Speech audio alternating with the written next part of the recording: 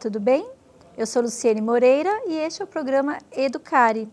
Hoje nós vamos falar sobre reprogramação mental. A minha convidada é Nívia Lousa, que é psicóloga, está aí se formando já, neuropsicóloga também, para ampliar ainda mais essas questões todas, né? Um mistério ainda, É um mistério. Você pode participar conosco mandando e-mail para programabc@net.com.br e também pode nos seguir no Twitter, no @Programa Educare. Reprogramação mental.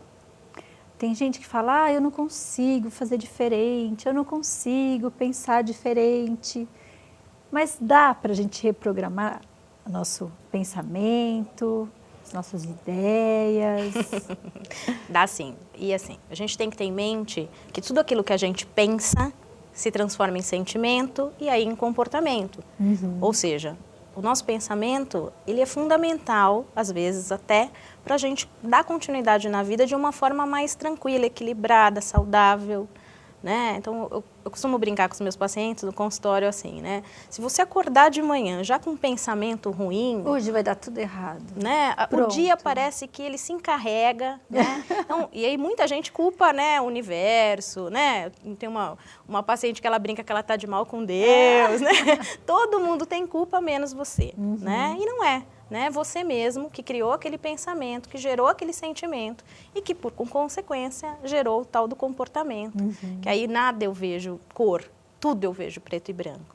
Né? Então, tem muito a ver, sim. Pensamento é como a gente coordena aí a nossa vida. E o ser humano ele tem duas coisas excelentes, que a gente pode usar para o bem e para o mal, que é a memória e a criatividade, a fantasia. Então, a gente pode lembrar das coisas que aconteceram, isso tudo mentalmente, né? E também criar o que quiser na mente da gente. Né? Exatamente. O cérebro, ele não sabe o que é real e o que é fantasia, né? Tanto que quando a gente sonha, né, a gente não brinca, fala, né, que é uma manifestação de desejos, às vezes, né? Então, assim, nossa, eu briguei com alguém, aí no sonho eu bato naquela pessoa, eu acordo aliviado. Porque o cérebro, ele não sabe realmente, né, se foi uma coisa que aconteceu ou não, ou foi uma fantasia, né? Então, isso é complicado também para o ser humano. Se você fantasia demais, né, mas não organiza esse pensamento, você pode se perder até com ele. Então, E hoje a gente tem muita informação e muito estímulo, né? Sim, muito estímulo, né? E o cérebro, ele é uma caixinha, né, que vai guardando todas essas informações, né? A gente já tem, o povo brasileiro tem uma tendência a ser mais pessimista do que otimista. Mesmo, tem. Então, a gente guarda mais as coisas ruins do que as coisas boas. Né? Então, se você começa uma conversa, todo mundo tem uma história ruim. É difícil quem começa com uma história boa. Isso não é nada, você não sabe o que aconteceu comigo, né? Aquela coisa assim. Exatamente, né? E aí ele fica puxando do cérebro todas essas memórias ruins, né? E essas memórias ruins vão gerar esses sentimentos também, que não são agradáveis. Né? Então, a gente tem que tomar cuidado realmente, porque ele aprende por repetição. Você coloca só pensamentos ruins. Como que você vai trabalhar o bom? É difícil. Então, a gente tem que cuidar da nossa saúde mental também. Sempre, qual seria um bom caminho para isso, Nívia? Então, olha, eu acho que assim, as pessoas que elas são mais... Tem N estudos, N artigos, né, científicos que falam que o otimismo, né, as pessoas que procuram fazer da vida mais alegre, com mais energia, com mais equilíbrio, conseguem lidar também com os problemas de uma forma diferente, né? Lá no consultório mesmo a gente vê, né? Tem pessoas que chegam com problemas gigantes, né? Que num primeiro momento você fala, meu Deus, como que essa pessoa vai conseguir sair disso? Mas a forma como ela lida com esse problema, a forma como ela enxerga esse problema, vai trazendo as soluções para ela, as alternativas. E outras que chegam com problemas pequenos, né? Que a gente também não tem como medir para aquela pessoa o tamanho daquele problema e que faz daquilo, assim, uma tempestade, não consegue, não quer, muitas vezes não quer sair daquele problema, porque de alguma forma tem algum ganho aquele problema, né? Então, assim, às vezes você acha que quer sair, mas você não quer sair, na verdade. Então, você não produz nada de positivo, você fica preso naquilo, toda a orientação que a gente dá, né? Eu trabalho com cognitivismo comportamental, então a gente tem uma série de técnicas, exercícios, né? A pessoa faz pela metade, a pessoa não faz, a pessoa não acredita. Ela fica se sabotando. Se sabotando o tempo inteiro. E a PNL, que é a programação neurolinguística, para alguns pacientes eu também faço, alguns são técnicas, exercícios também. Eu costumo brincar, não precisa acreditar, faça e veja o resultado, né? Porque assim, você está mandando os comandos para o cérebro e ele vai atender aqueles comandos, né? Mas tem gente que simplesmente não faz porque não é conveniente mesmo, né? É interessante ficar naquele coitadismo, né? Naquele processo de, eu sou um pobre coitado.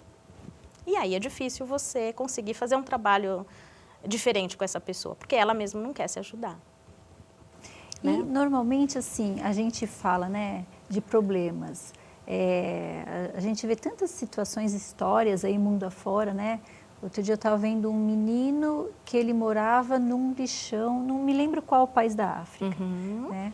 E aí foi um grupo procurar, assim, as crianças que estavam órfãs, que moravam por ali, né, naquela região, e ele falou, eu quero ir para a escola.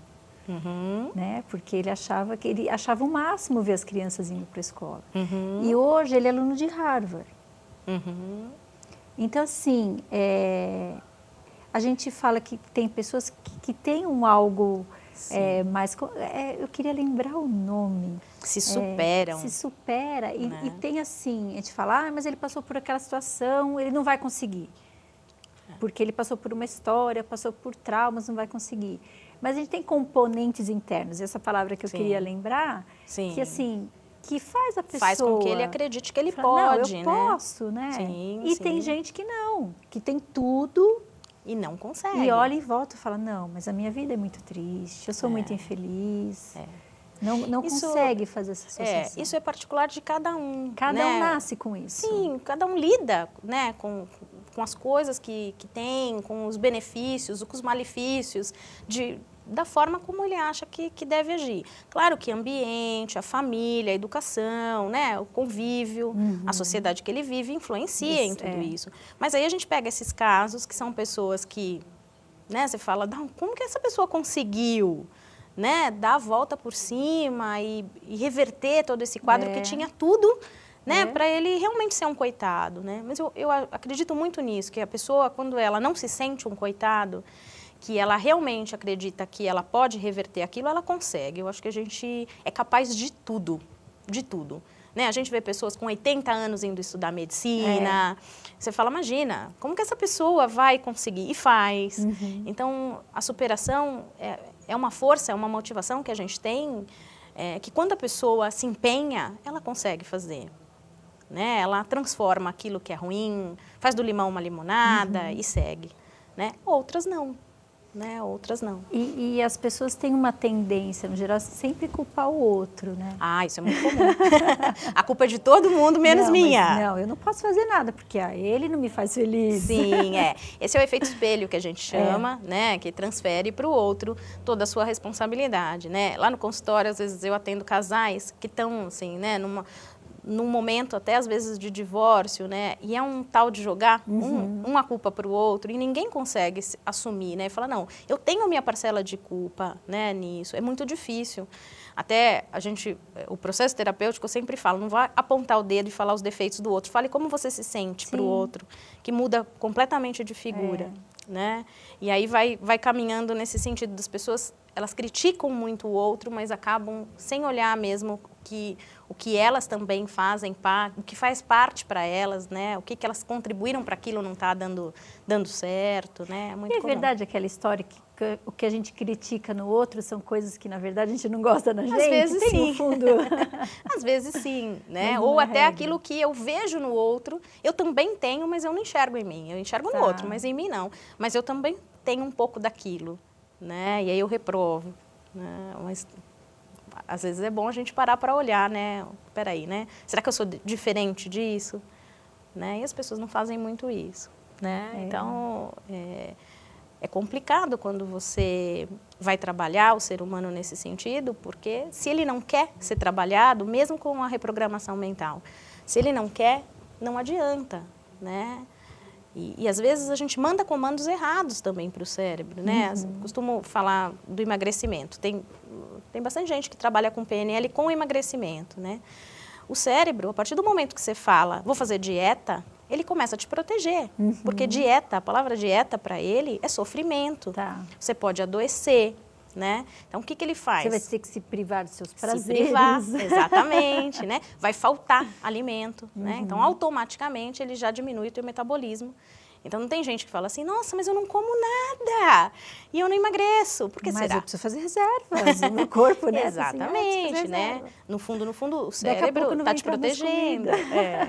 Ele protege a gente, né? Então, na reprogramação mental, a gente costuma falar que qualquer coisa tem uma intenção positiva do cérebro para com você. Esses tempos eu recebi de um neurologista, uma mocinha que está fazendo vestibular para medicina. Tá. E ela tinha enxaquecas terríveis, terríveis, assim. Tinha dias que ela não conseguia ir para o cursinho, não conseguia estudar com enxaquecas. E o neurologista me ligou e falou, Nívia, eu não posso dar uma medicação muito forte para ela, não posso tirar a cognição dela, está complicado, eu não sei como fazer. E eu acho que é emocional, talvez o TCC ajude, né? E realmente, ela não estava dando chance para o cérebro dela descansar. A única forma dele parar é que atacava a enxaqueca nela e ela parava.